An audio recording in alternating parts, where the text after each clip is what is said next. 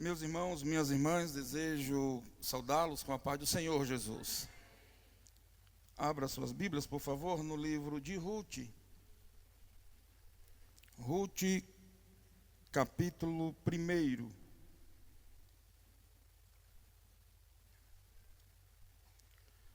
Vamos ler 2 versículos nas Sagradas Escrituras, meus irmãos.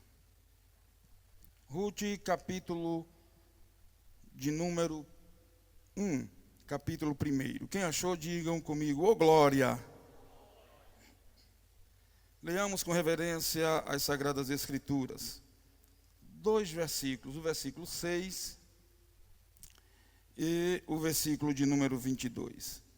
Diz assim o texto sagrado: Então se dispôs ela com as suas noras e voltou da terra de Moabe, porquanto nesta ouviu que o Senhor se lembrara do seu povo, dando-lhe pão. Versículo de número 22. Assim voltou Noemi da terra de Moabe, com Ruth, sua nora, a moabita, e chegaram a Belém no princípio da cega da cevada. Quantos dizem amém? Poder sentar, meus irmãos, em adoração ao Senhor. Nosso pastor já tem orado. Já agradeço a Deus por essa grande oportunidade de aqui contribuir com o sagrado ministério da igreja, junto com os irmãos.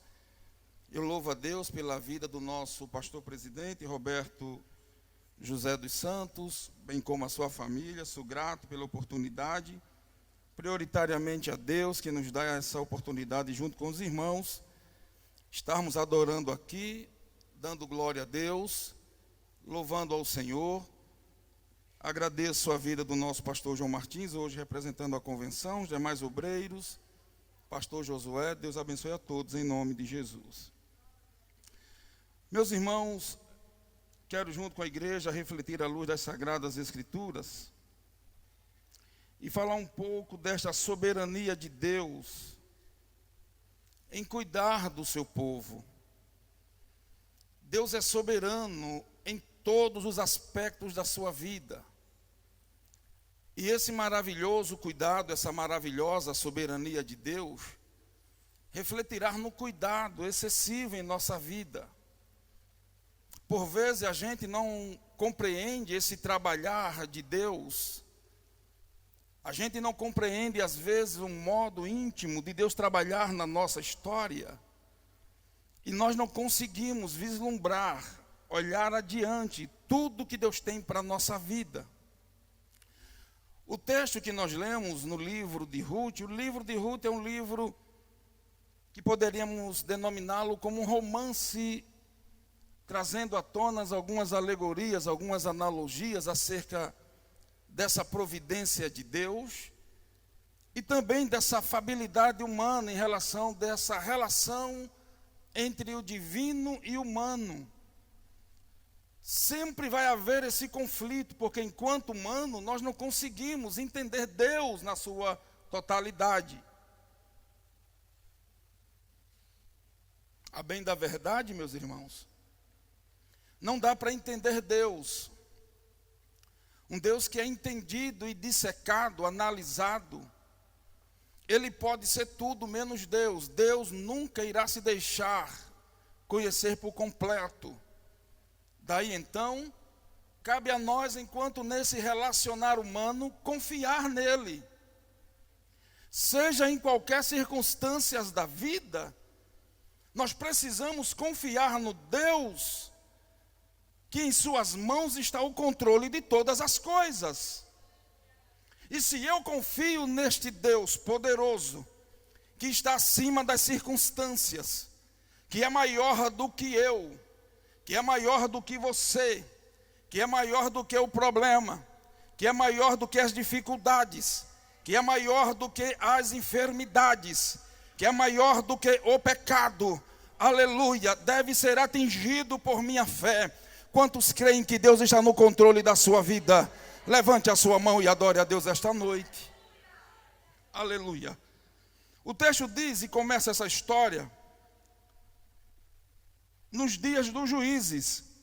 O capítulo 1, o versículo 1 diz, nos dias em que julgavam os juízes, houve fome na terra, e um homem de Belém de Judá saiu a habitar na terra de Moabe, com sua mulher, seus 2 filhos.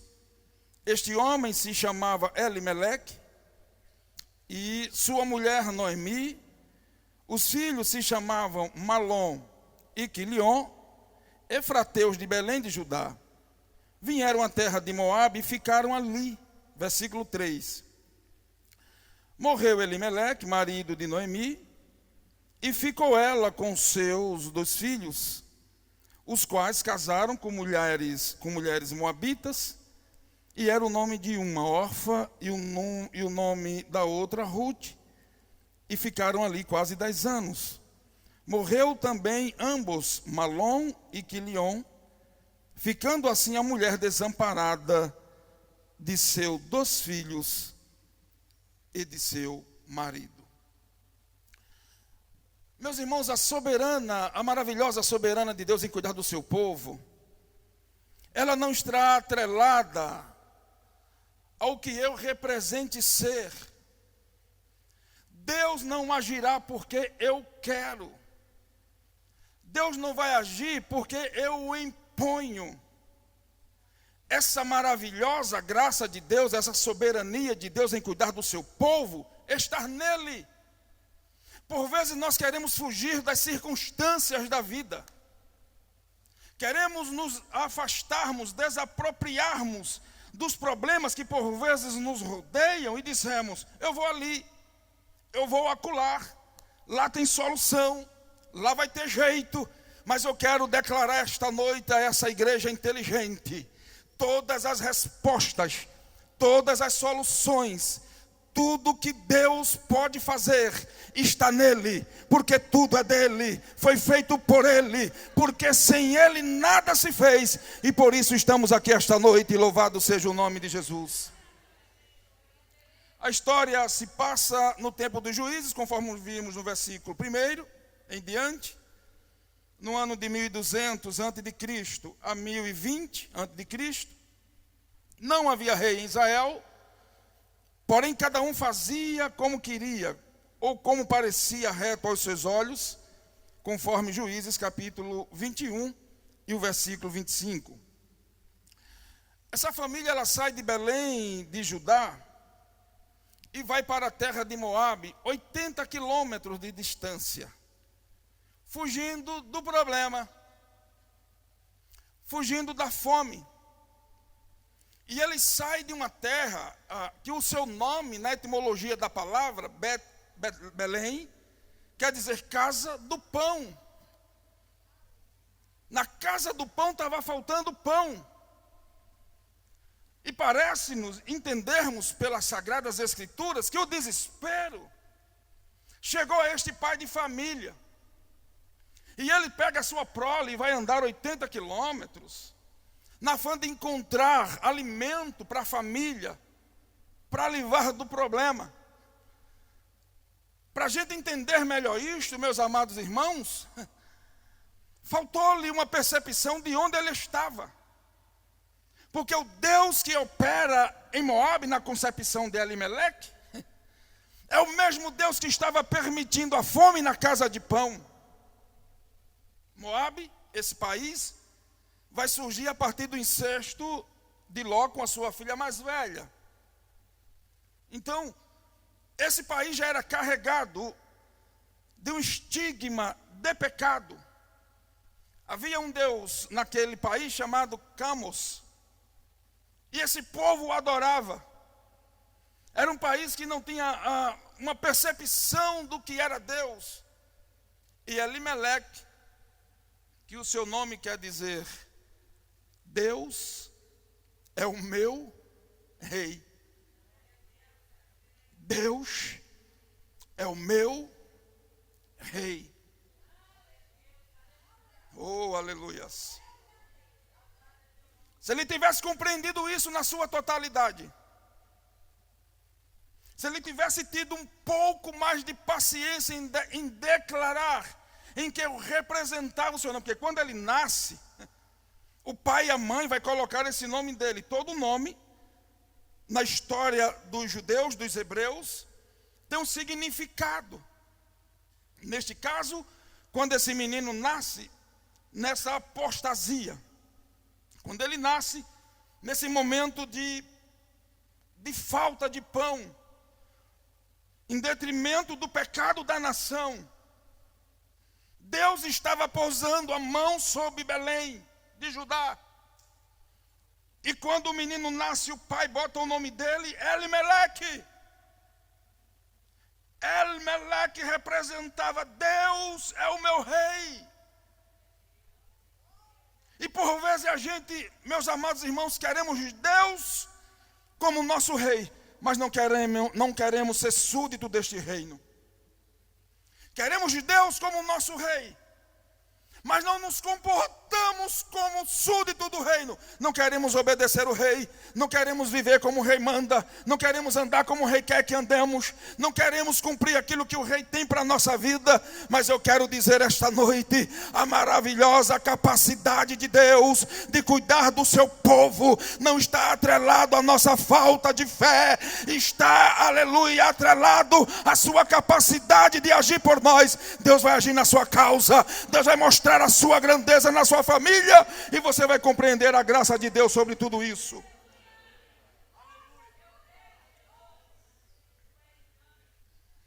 Nós podemos fazer uma analogia aqui.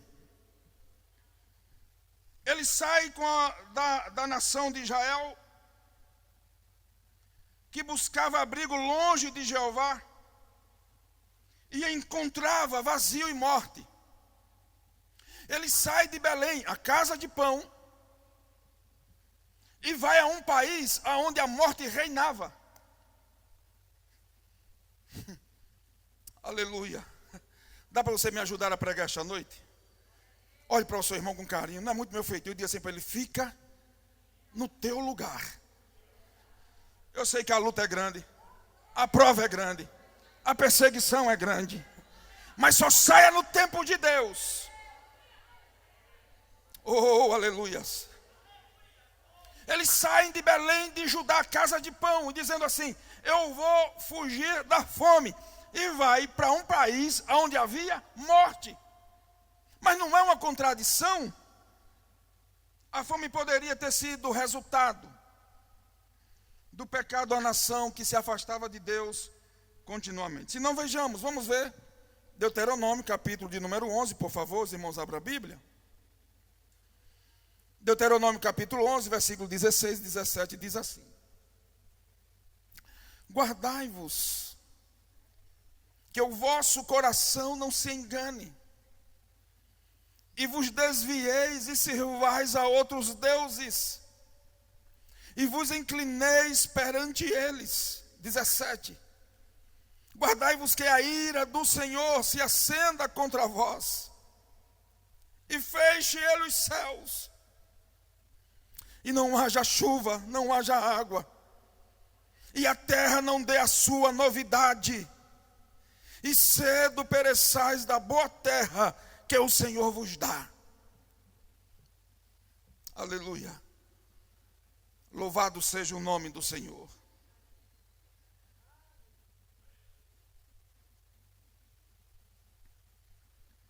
O povo, na concepção de sua própria vida, afastando-se dos desígnios de Deus,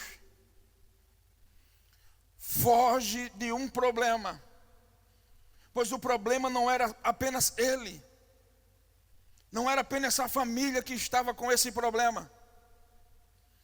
Essa fome era um problema universal. Deus estava pesando a mão sobre a nação. A fome estava instaurada, porque a boa terra não mais se adorava, na boa terra não mais se consagrava, na boa terra não mais exaltava ao Deus da prosperidade. Alguns estavam adorando a outros deuses. Aí Elimeleque tem uma ideia de dizer assim: eu vou passar um tempo ali, eu vou passar um tempo para fugir deste problema, eu vou passar um tempo escondido ali em Moabe, quem sabe quando se resolverem as coisas, eu retorne. Só que ele morre. Infortúnios existem, dificuldades existem, irmãos. Problema na vida de crente é normal. Mas também tem Deus que não perde. Tem um Deus que está no controle de todas as coisas. Você pode ter entrado aqui enfrentando grandes lutas e guerras. Permaneça na boa terra onde Deus lhe colocou.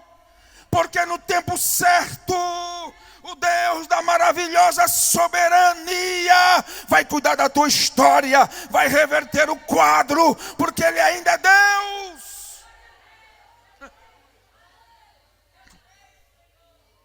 Oh, aleluias. Aleluia. Ele morre naquele lugar. Os seus filhos, o Malom e Quilion. Malom quer dizer doente excessivamente.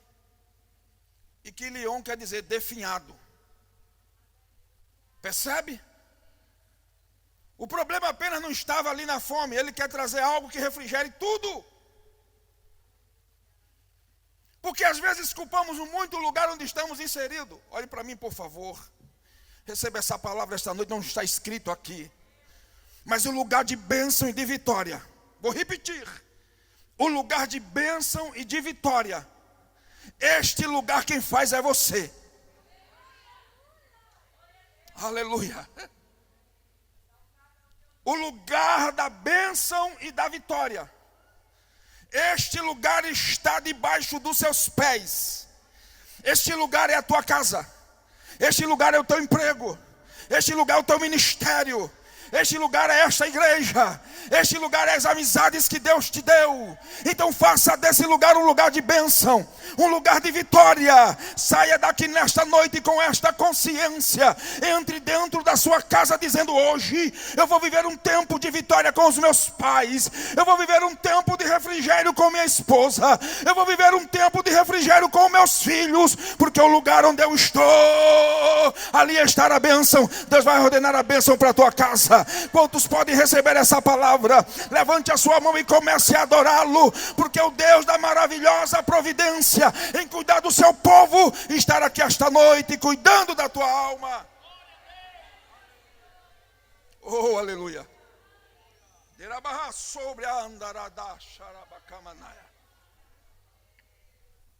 Ele sai de Belém para fugir da fome. A sua esposa Noemi, agraciada, formosa, o acompanha. Mas Malom e Quilion teve que ir. O que está doente, quase morrendo, e o que está definhado, com doenças degenerativas. Esses meninos casam, e depois da morte do pai, os meninos morrem também. E Noemi está só. Parece que não tem jeito. Parece que não vai ter retorno. Para alguns não havia mais solução. Porque às vezes as pessoas ficam na espreita. E quando vê você na luta travada, aleluia, por vezes querendo lhe culpar as decisões. Eita, eu vou entregar outra palavra aqui esta noite. Você está atento? Diga amém. O Deus que é maravilhoso em providenciar cuidado para o seu povo, apesar das nossas incoerências e decisões erradas, Ele ainda reverte bênção para a vida de crente. Eu não sei qual foi a decisão que você tomou esses dias e está amargando prejuízo. Eu trago a palavra do céu para o teu coração esta noite. Deus vai reverter em bênção, porque Ele é especialista nesse negócio.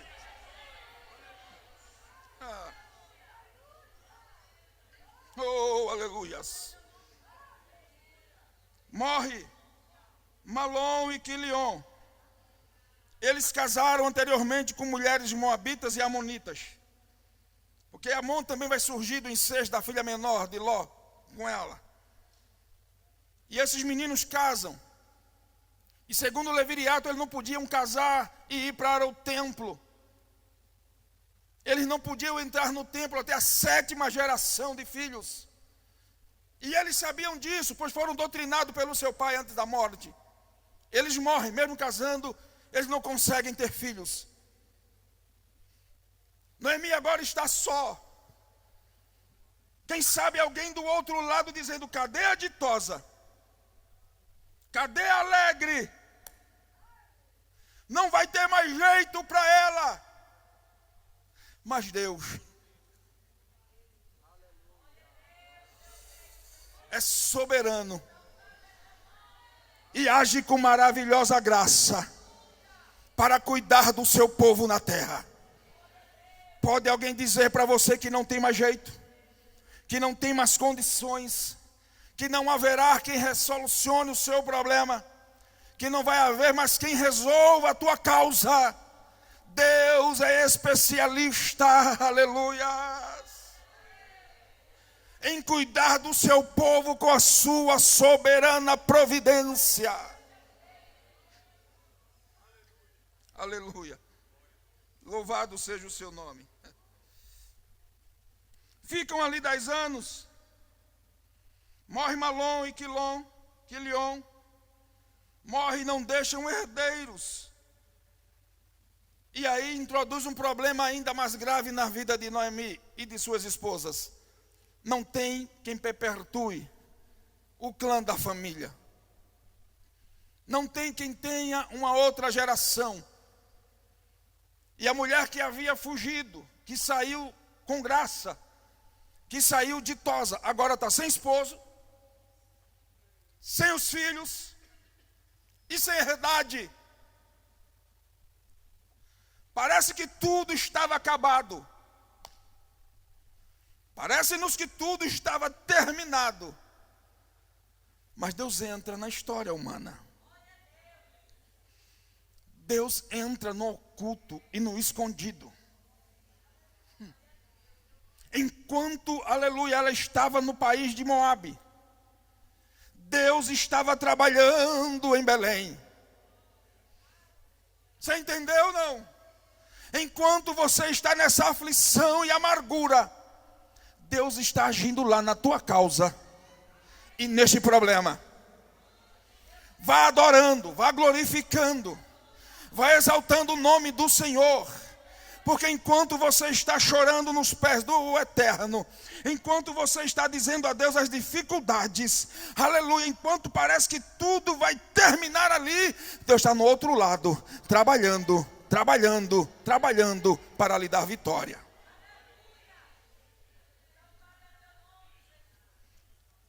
Ela tem agora um sofrimento a mais, uns sofrimentos a mais, eu queria enumerá-los aqui essa noite. Sofrimento duro. Fome, exílio, tristeza, solidão e velhice. Fome, longe de casa, em outro país, tristeza, solidão e velhice. E tudo isso desembocava naquela mulher no sentimento de amargura plena. Ela não consegue sorrir. Ela não consegue reagir. Não dava para dar uma disfarçada e dar um sorriso de canto na boca. Seu semblante é de amargura. Aleluia. Mas veja o texto, meus amados irmãos, que nós lemos aqui nesta noite. Diz o texto no versículo 7. Versículo 6 diz: então se dispôs ela com suas noras e voltou da terra de Moabe. Escute-me, porquanto na terra de Moabe, ouviu que o Senhor se lembrou do seu povo, dando-lhe pão. O que é que você está ouvindo esses últimos dias? Por vezes a gente internaliza muito, mas muito o que a gente ouve. Alguém diz, você não serve, você prioritariamente internaliza. Realmente eu não sirvo, não sou ninguém. Minha família não chega a lugar nenhum. Mas lá em Moabe, em meio ao sofrimento, alguém chegou com a mensagem de Deus. Deus ainda intervém na história da igreja. Deus ainda intervém na minha e na sua história. Lá em Moabe, no meio das tristezas e das lágrimas, no meio da angústia e da dor da solidão, no meio do exílio, ela ouviu a voz de Deus, e Deus mandou dizer para ela: eu, o Rei dos Reis, o Senhor dos Senhores, lembrei do meu povo. Ei, mulher, acorda, Deus lembrou de você. Ela ouviu. Aleluia. Oh, aleluia. Ela ouviu que o Senhor se lembrara do seu povo, dando-lhe pão. Opa, vamos pensar um pouco. Só estava passando dificuldade lá, na casa de pão, porque Deus não permitiu ter pão. E ninguém foge do projeto de Deus. Se você for para dentro do mar, vai ser provado lá. Se você subir para mais alta montanha, você vai ser provada lá. Se você tiver muita grana, muito dinheiro, contratar uma nave última geração que a NASA está construindo, esse ônibus espacial que você vai pagar muito caro, aí você quer fugir do problema, paga a passagem da NASA, entra naquele ônibus espacial, vai para a atmosfera, chega lá, o problema vai dizer: estou aqui, porque a solução do problema é Deus, o Rei dos Reis. Oh, aleluias. Ela ouviu que Deus estava dando pão. Foi Deus quem fechou, aleluia, a porta. E porta que Deus abre e ninguém fecha. Quando Deus fecha a porta, se prepara, aleluia, Ele vai abrir no tempo, mas enquanto Ele não abre, você vai dando glória e aleluia, vai dando glória e aleluia, vai agradecendo e sendo agradecido, porque no tempo a porta vai abrir, o pão vai chegar, as bênçãos, aleluia, vai chegar, e você vai dar glória a Deus. Aí Deus abre a porta do pão novamente. Ela ouve dessa notícia. E é o início de um retorno de uma vida amargurada. Ela chama Orfa e chama Ruth. E diz assim: voltem. Eu não tenho como recompensar vocês. Eu já sou velha. Eu não tenho como mais gerar um filho, para que esse filho cresça e você case com ele e faça assim uma vida para voltar para a nação onde eu sou, para voltar para Belém. Fiquem onde vocês estão. Aleluia. Orfa olha para a circunstância, olha para o Deus delas, o Camos, olha para a adoração que outrora ela era internalizada em seu coração. Ela diz: não vou voltar, eu vou ficar. Noemi libera a Orfa, mas Ruth faz uma das lindas declarações de amor. Aleluia. Uma moabita que não tinha direito, mas quando Deus trabalha, Deus dá direito. Ela não tinha possibilidades, mas ela vai fazer uma declaração. Eu vou ler aqui com as irmãs, com os irmãos.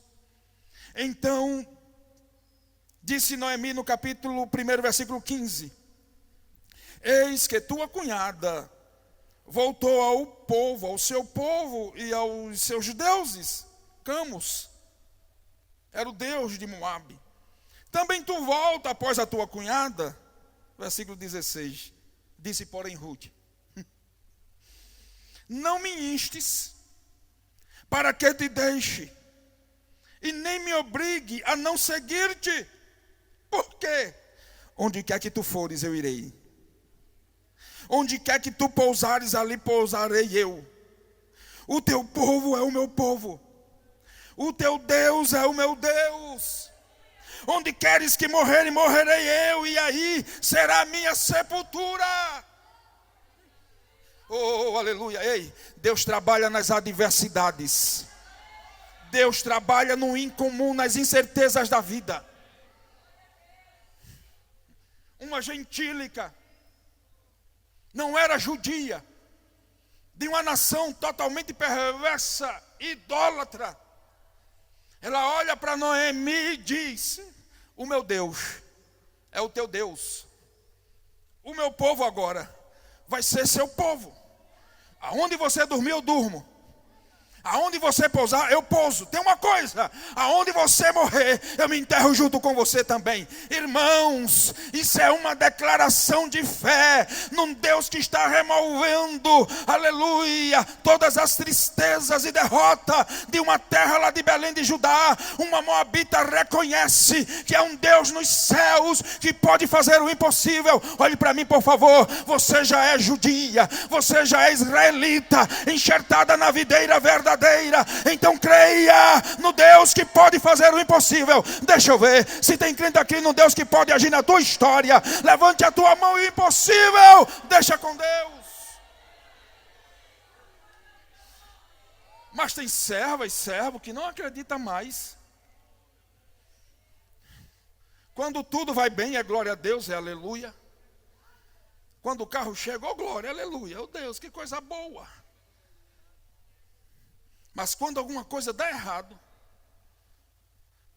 já começa a afrontar Deus com suas palavras e atitudes. Mas essa moabita, ela alicerça a sua fé em Deus. Chega para sua sogra, Noemi, e diz: eu não te largo, porque eu conheci o teu Deus através da tua fé. Aleluia. Para onde você foi, eu lhe sigo. Eu sei que Deus vai fazer alguma coisa. Minha filha, eu não tenho como gerar, eu não tenho como mais ter um menino, eu não tenho como ter mais uma prole para lhe entregar, não tem problema. Eu sei que o Deus das misericórdias, eu sei que o Deus da maravilhosa soberana vai cuidar do seu povo. E a senhora é povo de Deus, e agora eu me incluo como povo de Deus. Deus vai agir, Deus vai agir, Deus vai agir, Deus vai agir. Só o povo de Deus aqui levante a sua mão e comece a dar glória a Ele, porque Ele está agindo na sua vida. Aleluia. Oh, aleluias. Noemi culpa todas as impossibilidades. Ruth resolve ficar na esperança de um retorno em Deus, de um trabalhar de Deus sobre a vida humana. Noemi declara que o seu nome anteriormente era agradável, era linda. E agora ela diz: não me chame mais Noemi, me chame Mara, amarga, porque ditosa saí, fui cheia, fui completa, e retorno agora sozinha, viúva, sem riso nos lábios. Ela quer atribuir todos os seus infortúnios ao Deus Todo-Poderoso.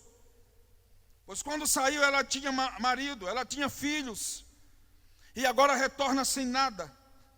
E o narrador vai encerrar o capítulo 1, informando que elas retornaram numa época propícia e no início da colheita.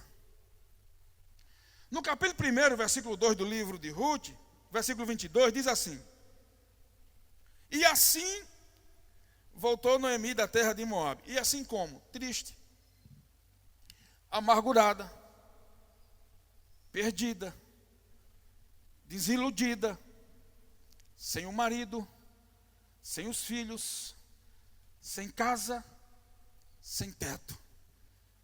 O versículo 22 diz: e assim voltou Noemi da terra de Moabe, com Ruth, sua nora, a moabita, e chegaram em Belém, no princípio da cega de cevada.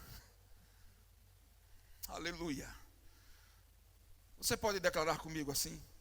Deus, diga forte, Deus, Ele trabalha como quer, do jeito que quer, da hora que quer e como quer, porque Ele é Deus.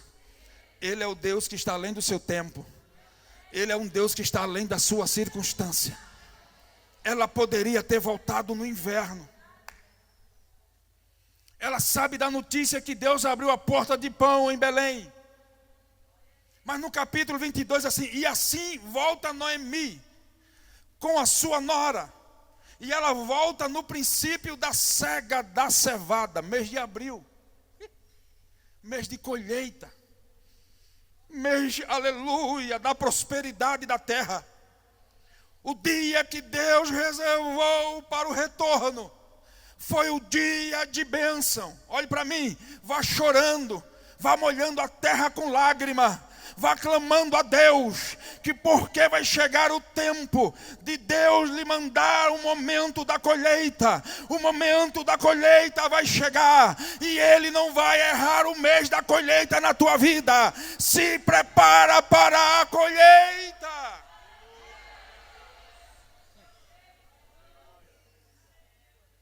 Se prepare para o momento da colheita. Se prepare.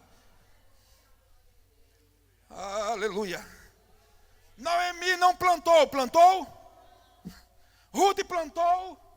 Só que anos antes, na lei do levirato, Deus disse aos plantadores, aos empresários da agricultura: não colham tudo.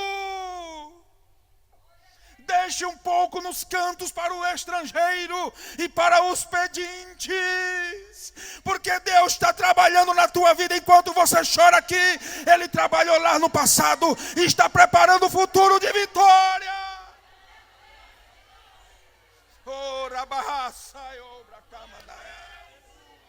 Não colham tudo. E tem uma coisa, quando vocês forem colhendo, se alguma coisa cair do saco, deixe lá. Aleluia.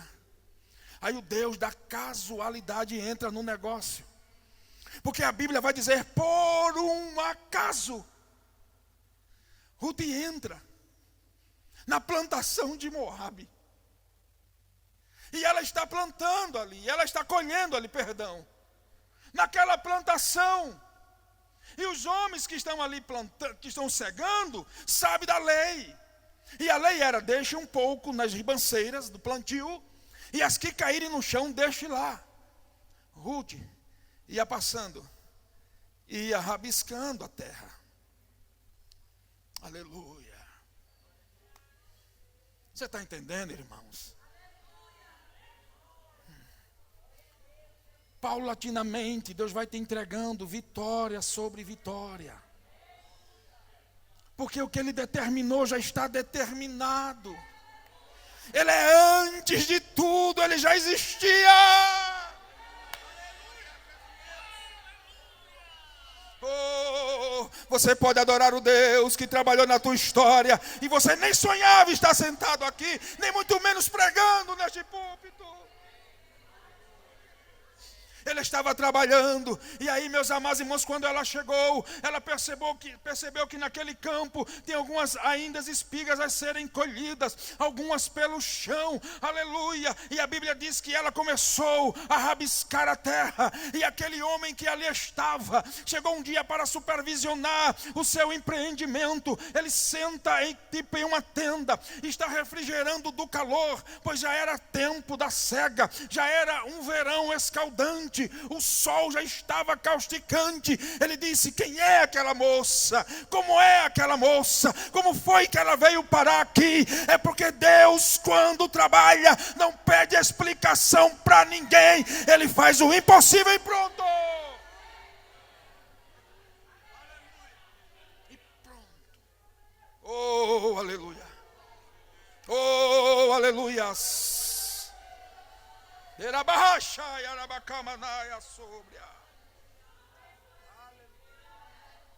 No lamanaga sobre andarada xaramanaya. Ela começa a rabiscar naquele plantio.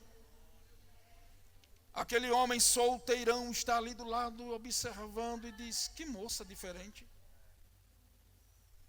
No outro dia ele vai de novo, ela está lá novamente na humildade. Aleluias. Porque Deus já havia determinado a benção. Permita-me abrir um parênteses. Às vezes queremos a bênção de uma vez por todas. Às vezes queremos que a colheita seja abundante, mas instantânea, e não é bem assim. Olhe para sua irmã com carinho para ela não se assustar e diga a ela assim: a colheita é feita gradativamente. Vá colhendo, vá rabiscando, porque o Deus que te colocou no pouco e tu fostes fiel, no muito Ele vai te colocar também. Paciência, tenha calma. Elabaia da gacharamanda rabassobria.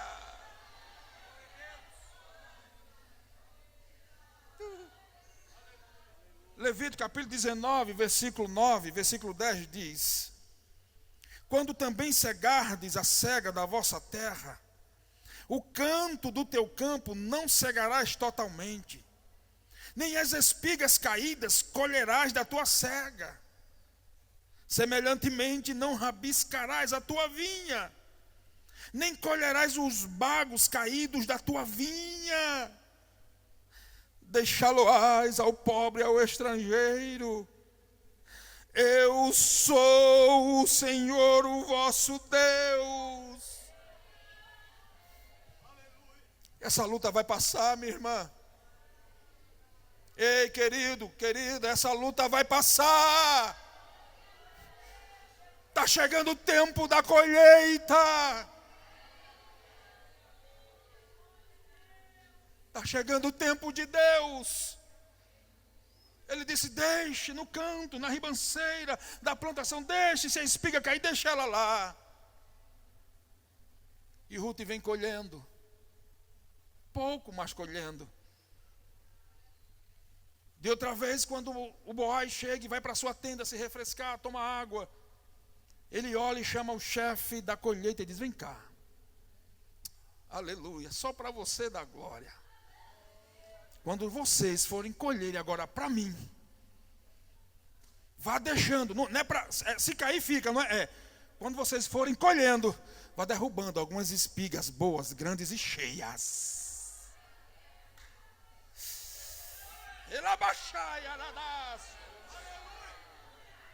Olha, vai ter gente durante este tempo de Deus que vai receber tanto, e Deus vai dizer: comece a espalhar a bênção, comece a distribuir a bênção.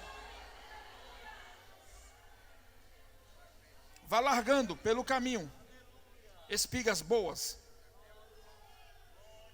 Aleluias. Tenha paciência. O Deus da maravilhosa soberana vai cuidar de você. Sinta o cuidado de Deus sobre a tua vida esta noite. Sinta o cuidado de Deus sobre a tua família esta noite. Sinta o cuidado de Deus sobre o teu filho esta noite. Sinta o cuidado de Deus e a provisão de Deus na tua casa esta noite. Mas pastor, está pouco, mas vai chegar o tempo transbordante de Deus. Tenha paciência.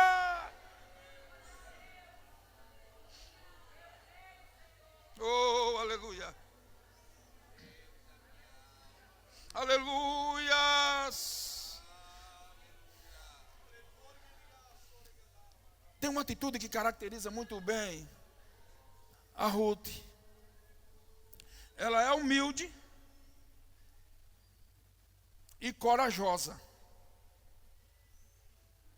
ela tem humildade na colheita.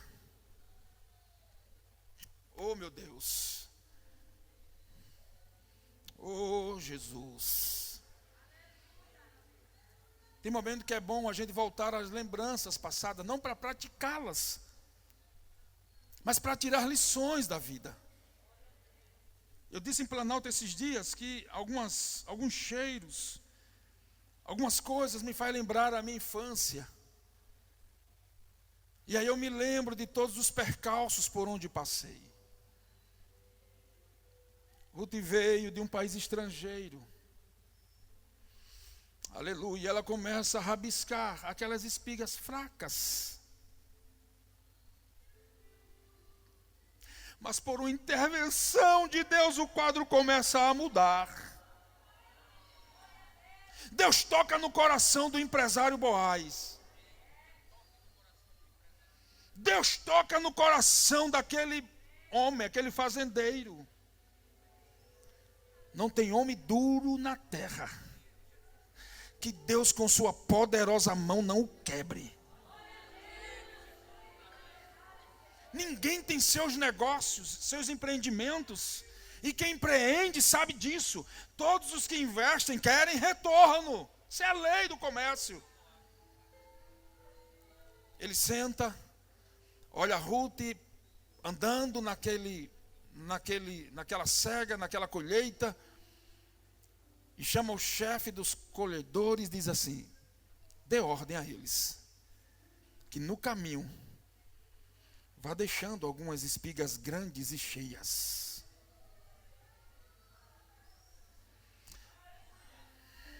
Seja humilde. Tenha humildade na colheita. Ela começou colhendo algumas espigas que era deixada lá, que assim alguém olhava, não serve para a gente não. Mas na outra colheita ela já começa a encher o cesto de espigas grandes. Dá para você dar glória a Deus. Vai chegar o tempo da grande colheita na tua história. Vai chegar o tempo. Algumas lições a gente pode aprender aqui esta noite com a atitude de Ruth e Noemi. E algumas dessas lições eu pude notificar aqui. Mesmo quando tudo parece estar num caos, cremos que Deus está conduzindo as coisas. Desespero, irmãos, não nos conduz a lugar nenhum. A Bíblia diz: não andeis ansioso, ansiosa. Deixe Deus trabalhar no meio do caos. Eu aprendi com essa lição que a família de Elimeleque, assim como Israel, a buscar o provento, a buscar o mantimento, a buscar a solução dos seus problemas e necessidades fora de Deus, não adianta.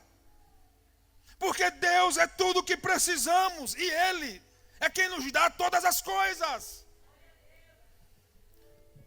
A lição que eu tiro é que a gente precisa confiar mais em Deus.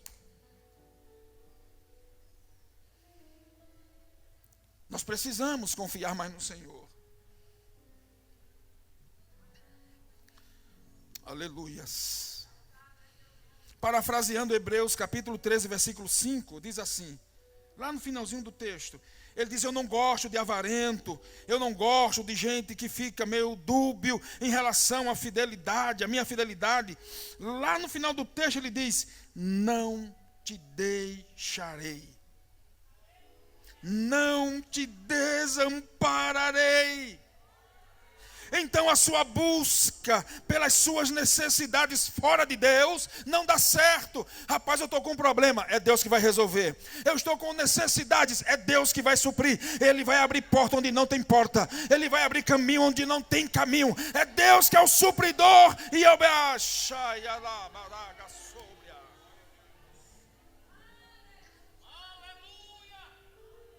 aleluias. Eu aprendi nesta lição dessas mulheres abnegadas que por vezes quando a gente está passando por lutas, nós dizemos assim: onde está Deus neste caos? Por que Deus permitiu tudo isso com essa família? Romanos 8 e 28. E eu vou ler parte desse texto que nos diz assim, irmãos: todas as coisas cooperam para o bem daquele que ama a Deus. Romanos 8 e 28 diz: todas as coisas. Olhe para o seu irmão e diga assim: todas. Não é algumas coisas, é todas.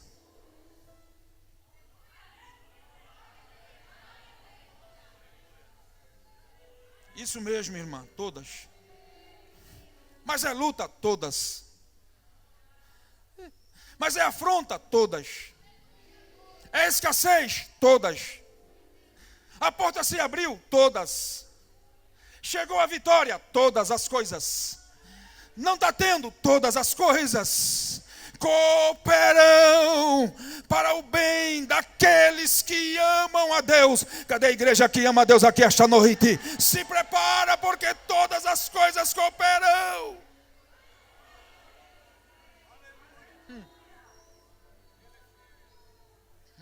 Aleluia.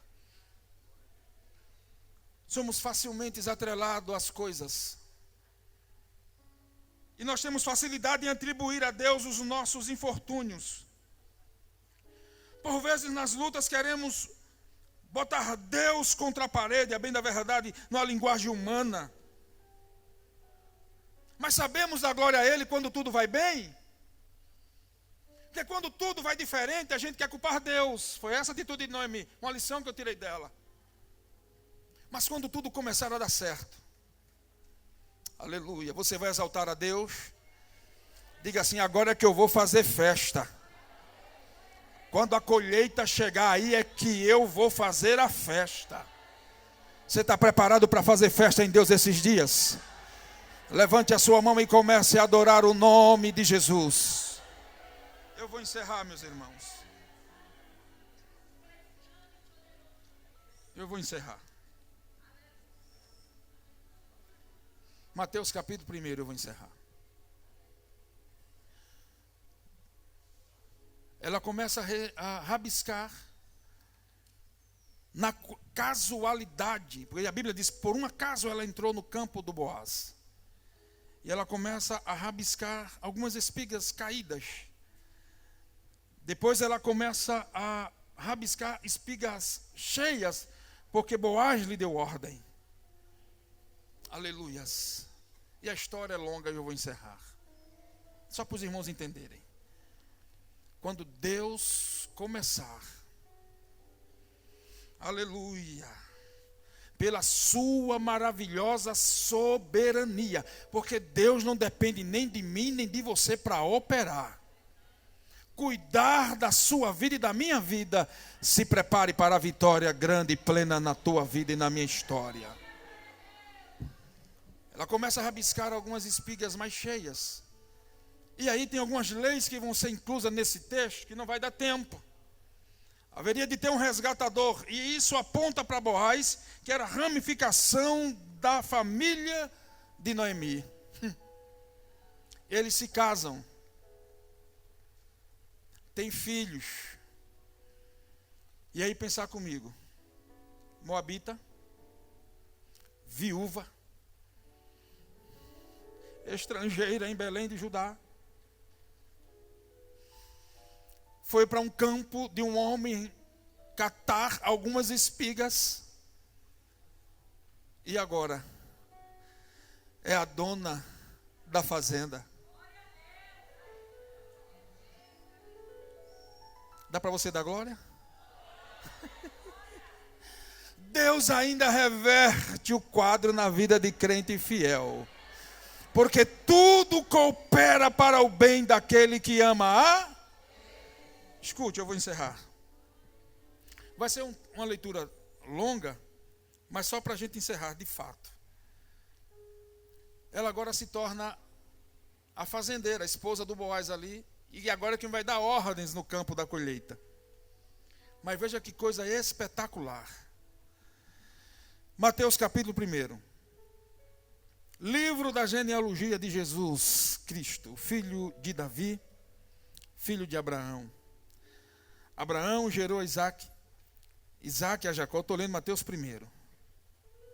Jacó a Judá e a seus irmãos. Judá gerou a Tamar, a Pérez e a Zera. Pérez gerou a Esrom. A Esrom gerou Arão. Arão gerou a Aminadab a Nasson. Nasson a Salmão. Salmão gerou a Raabe. E de Raabe a Boaz. Este de Rute gerou a Obed. Obed gerou a Jessé. Jessé gerou o rei Davi. O rei Davi a Salomão, da que fora mulher de Urias. Salomão gerou Roboão, Roboão a Abias. Abias a Asa. Asa gerou a Josafá. Josafá a Jorão, Jorão a Uzias. Uzias gerou Jotão, Jotão a Acás. Acás a Ezequias. Ezequias gerou a Manassés. Manassés a Amon. Amon gerou Josias. Josias gerou a Jeconias e a seus irmãos no tempo do exílio na Babilônia. Versículo 12. Depois do exílio na Babilônia, Jeconias gerou a Salatiel. E Salatiel a Zorobabel. Versículo 13. Zorobabel gerou a Abiúde. Abiúde a Eliaquim. Eliaquim gerou a Azor. Versículo 14. Azor gerou a Sadoc. Sadoc a Aquim. Aquim gerou a Eliude. Versículo 15 do capítulo 1 de Mateus. Eliude gerou a Eleazar. Eleazar a Matã. Matã a Jacó. Aleluia. E Jacó gerou a José. José que foi marido de Maria, da qual nasceu Jesus, que se chama o Cristo. E sobre todas estas gerações, desde Abraão até Davi, são 14 desta até Davi, até o exílio da Babilônia. E desde o exílio na Babilônia até Cristo, são 14, ou seja, uma moabita que estava perdida e veio para o campo rabiscar, agora é tataravó do Messias, e hoje nós somos enxertados. Quantos vieram receber vitória? Deus vai abençoar a tua casa, minha irmã. Deus vai abençoar, fica tranquila, vai tendo paciência, vai sendo humilde igual, aleluia, Ruth nessas colheitas, porque no tempo oportuno, além de ela estar, aleluia, como a fazendeira em sua época, ancestralmente, ela é da família do Messias. Jesus é bom, Jesus pode fazer milagre. Já tem alguém aqui para aceitar Jesus? É isso? Onde está a segunda pessoa? Pode vir, porque Deus quer libertar a tua alma e fazer coisas grandes na tua vida. A igreja alegre no Senhor e na expectativa da vitória de Deus, levante a sua mão aos céus e dê uma glória para o Rei que se preocupa com a tua história. Que Deus abençoe a igreja, pastor Josué. A EADALP vem há quase meio século fazendo a obra missionária sem parar, levando o ID do nosso Senhor Jesus Cristo para as nações. Atualmente, a Assembleia de Deus em Abreu Lima tem missionários desenvolvendo trabalhos evangelísticos e sociais permanentes na Alemanha, com os missionários Everaldo Lopes e Erotildes Lopes. No Equador, com os missionários Edinaldo Xavier e Marlene Xavier. Nos Estados Unidos, com os missionários Robson Lucena e Rafaela Lucena.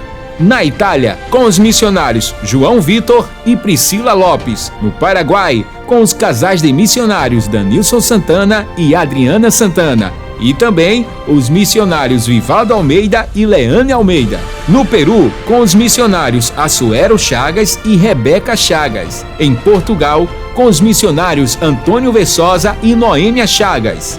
No continente africano, a EADALP também tem realizado um maravilhoso trabalho, ganhando almas, discipulando e realizando grandes ações sociais nos seguintes países. No Quênia, com o casal de missionários Oliver Mant e Aldeci Mant, e a missionária Josiane Priston, nas montanhas de Tinderet. E em Moçambique, na porção sudeste do continente africano, com os missionários Milton Rafael e Glauci Trindade.